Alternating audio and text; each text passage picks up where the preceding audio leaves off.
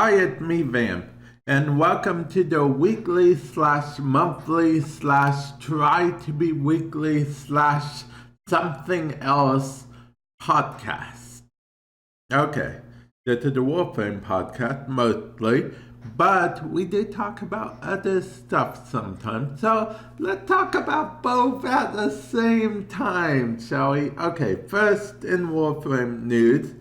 The update, as I'm making it podcast, the update is insert for console, the old blood. I'll be honest, it's only been like about a week, give or take a little more, and it's already insert, which is good. It's way faster than things used to be, but because of how things were announced, it got some people confused and people expected it a lot sooner. So unfortunately, I don't think he's getting the praise that it deserves. Wait, can you hear my squeaky chair? It's very squeaky. Don't know if you can hear it or not, but I need a new chair. Any chair companies? If you're out there, feel free to sponsor me, you know? Okay, okay, but seriously. So what I think, because here's what Dee actually said on their page for the Old Blood. They said coming to PC and console soon, which is technically true. It's technically true. But most people read that as coming to PC and console at the same soon, and not different soons like it ended up being.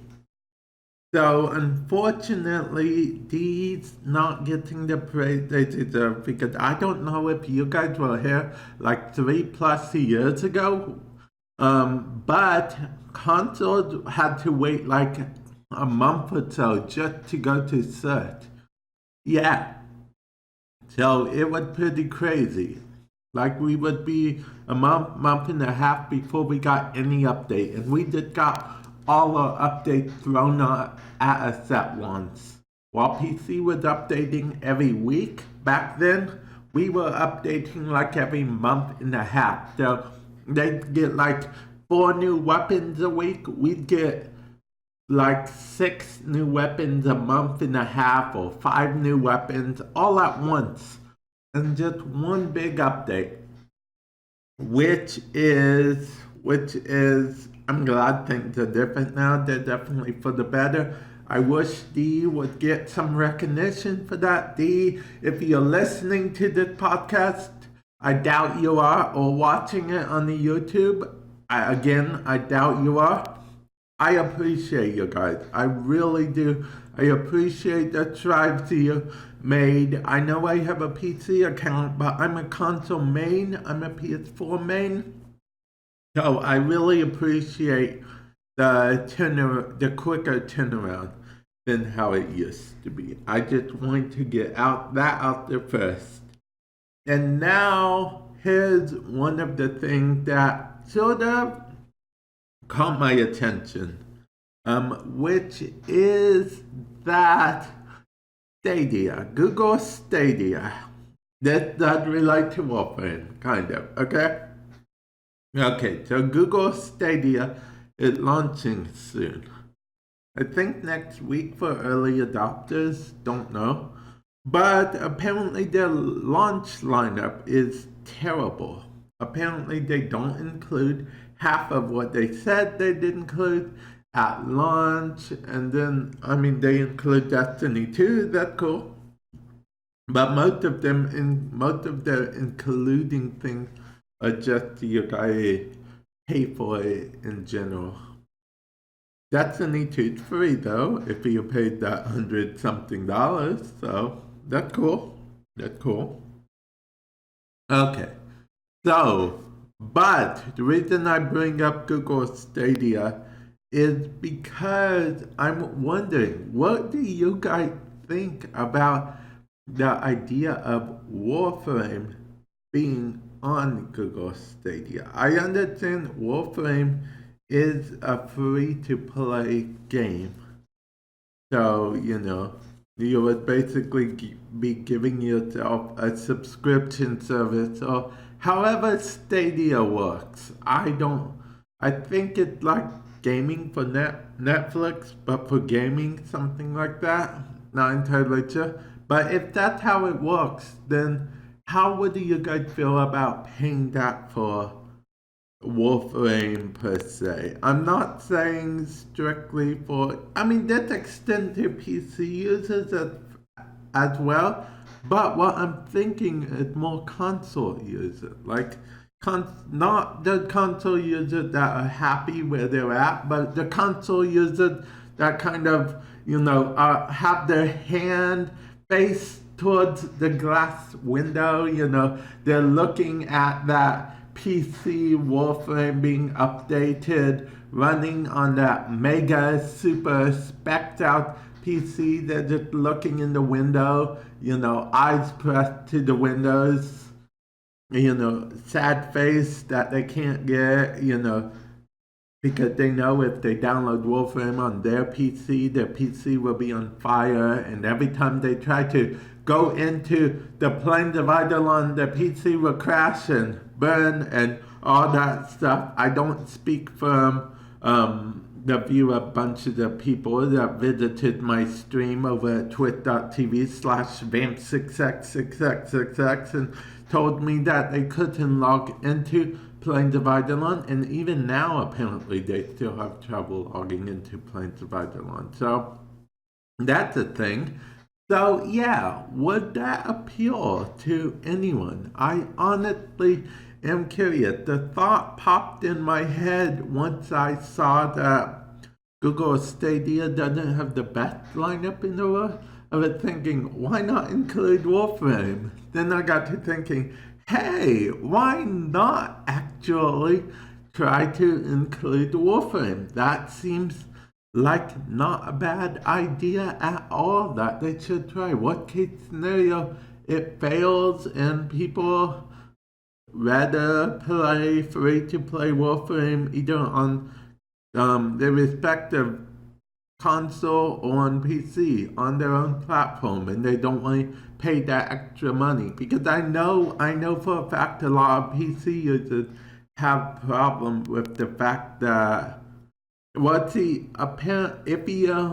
you play on the Switch or play on PS4, you do not have to have their online streaming services, PlayStation Plus or Nintendo Switch Online.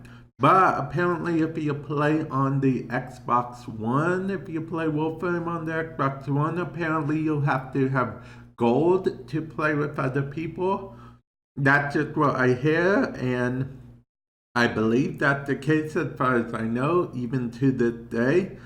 And that's not necessarily the best thing in the world, but PC users I know don't even have to worry about even the idea of that for any game. So, I'm interested to see if that's something that you guys would even possibly want in the future. Warframe on Google Stadia. I mean, don't get me wrong, it would just be another option. I'm not saying put Warframe only on Stadia. I'm just saying it would be another option for, let's say, people who, like I said, want to make the jump to playing Warframe on PC to get the new updates, bugs and all. And people who want to, continue playing Warframe on PC, but their PCs aren't good enough. And I'm wondering how streaming works. Am I allowed to stream a streaming service? I mean, okay, because I stream over at twitch.tv/vamp6x6x6x, as well as make YouTube videos on both YouTube channel Warframe Madness and the YouTube channel Vamp Plays. So I'm wondering how that works exactly. I mean, am I allowed to make videos from a game that's on Stadia? I have a I have a capture card I use now for my PlayStation. Why would I even get Stadia? I have Warframe on my PC account, which actually can run it pretty well if I do say to myself. Um, PS4, I have Warframe on. Nintendo Switch, I have Warframe on. Okay, I have Warframe on 3 out of 4 platforms that it's currently on. And Stadia wouldn't even be another platform. It would literally just be Warframe on PC run through the Stadia service. But clearly, it wouldn't be for people like me. It would be for the people I mentioned that want to make a leap from console to PC, but their PC can't handle it, or they're already on PC, but their PC can't handle it, so they like never get on Warframe because they just don't like the constant, crashing, worry about crashing every time and whatnot. And just let me know your opinions on that. Man, I went on like a rant, tangent, whatever, but it popped in my head. So, yeah. Okay. So, I just want to point this out. If you're on the YouTube watching this slash listening to this, I posted another video slightly talking about this, but I had a mic issue the other day. Any day that's not today is the other day, by the way. And it turned out to be a simple fix. It turned out to be the cord. Luckily, I had a backup cord. But I was freaking out for a good 20 to 30 minutes about it because that's everything. I don't have the money right this second to get a new mic. I'm just me. I'm not like a full big multi-million-dollar business that can just, oh, something breaks. Oh, let me just order it. It will be here tomorrow type thing. I don't have all that money. So I was kind of freaking out about it. So what I decided to do is get myself, well, in the future, whenever I get money, I'm going to get myself a backup mic. Just so I can be like, oh, this mic is out. Oh, good. I have a backup so I don't have to stop everything because my mic doesn't work anymore. Luckily it got fixed. You're fixed, right, Mike? Right, Mike? Yeah, okay. So, moving on. That's what happened to me. I talked about the update. I talked about Google Stadia thing. Disney Plus. I don't know how I could work Warframe into that at all. I'm not sponsored by Disney Plus. I just thought I'd mention that it actually did come out. Apparently, it had some promising TV shows. I grew up watching Disney, okay? I'm a Disney. I don't want to call myself a Disney kid because one, I'm not a kid, two, but I grew up watching old Disney, not like nowadays Disney. I'm talking like Boy Meets World type Disney, When the boy meets world, the boy. Okay. But yeah, I grew up watching shows like that. That's So Raven, Boy Meets World, Lizzie McGuire, shows like that. Actually, Lizzie McGuire and That's So Raven are both on Disney Plus, as far as I know. Which, again, it's a streaming service. It's the Disney streaming service. Which means it's also the Marvel Universe streaming service as well. Because Disney owns Marvel. Disney owns so much nowadays. And apparently they're bringing all of their old classic Disney movies to there, except for the racist ones from years ago. Okay, so, and I don't mean just PC. There were some older Disney movies that were pretty out there. Yeah, okay. But enough about that. I actually, I don't think I really have too much to do. Except for, I've been watching a lot of anime lately. I've been watching Ruby lately. I put those both in different categories because that Ruby technically not an anime, but I feel like it's at least an honorary anime in my eyes. But anyway, I digress about that. My point to that is, I think DE consider making a Warframe anime. That would be so awesome. A Warframe anime. I mean, you'll have the Tatsu in the game. It can be one of the characters' signature weapons. You guys know how much I do not like Excalibur, not one bit. I was so worried about ever telling you guys that because I was worried that all my Warframe accounts would just be spammed with Excalibur. Luckily, that's not the case.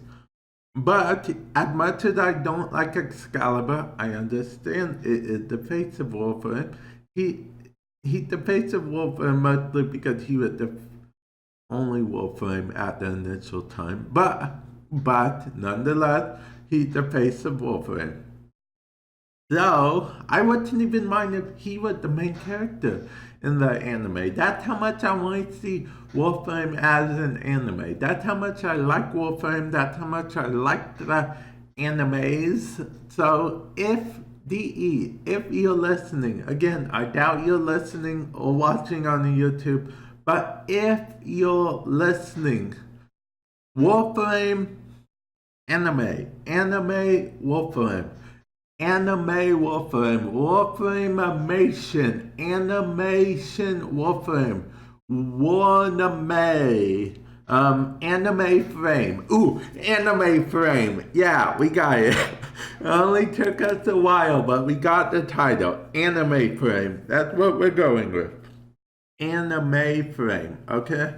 It would be kind of like Animatrix was for the Matrix, but Warframe style, but better than Animatrix. Animatrix fans, don't hate me. I'm not saying it was terrible. I'm just saying Warframe need to be better. It's 2019 as of making this podcast. I always feel like I have to say as of making this because I feel like someone would come back 10 years from now and if YouTube is still around, they will leave in the comment section, what do you mean it's not 2019, it's 2029? And we have that. Okay, well, anyway, that happened. I said that. And I'll be honest, I'm kind of iffy about ending the podcast here. I feel like podcasts should be longer than what I make them. I mean, my two longest podcasts are, three longest podcasts are the podcasts where I interview people. That one where I interview my best friend. There are two other podcasts where I interview both D. Taylor and D.E. Megan. D. Taylor or Megan, if you're watching this or listening to this podcast, which I doubt you are, hi, thanks again for letting me interview you guys. Also, any other D stuff, if you're watching this, feel free to, I don't know where I was going with that. Hi to all of you as well. And the stuff, if you ever, any of you want to be guests on the podcast, let me know. Hit me up. You can't see, but I'm actually making the phone, the call me thing, call me. Yeah, okay. Anyway, I feel like I should end the podcast. It's actually pretty late over here right now. I just slept a lot earlier, so I'm like wide awake, and I had some energy drinks and whatnot, and I'm getting stuff done, okay? getting stuff done. Okay, well, I'm going to end it there. Thank you, everyone, for listening, and hopefully you guys enjoyed. If you're on YouTube, feel free to smash that like button. We've almost, at the time of this podcast, reached 3,000 subscribers on the YouTube. My goal is to get at least 3,000 by the end of this year. We already reached my Twitch goal of getting 3,000 followers by the end of this year. My Play channel, it doesn't look like I'm going to reach the goal of 200 subscribers on that channel this year, but that's okay. I can only do what I can do. As long as I'm trying to reach the goal, that's what's important. A friend of mine actually told me that not too long ago, and I don't know if she thinks I did, but I did really take it to heart because it's entirely true. Because, remember kids, I know I said remember kids as if this is going to be a joke, but seriously, goals are very important, but as long as you're trying to reach them, don't be too hard on yourself if you don't reach them. And with that said, I think I'm going to end the podcast thing here. I know I said that before, but this time I really am. Later.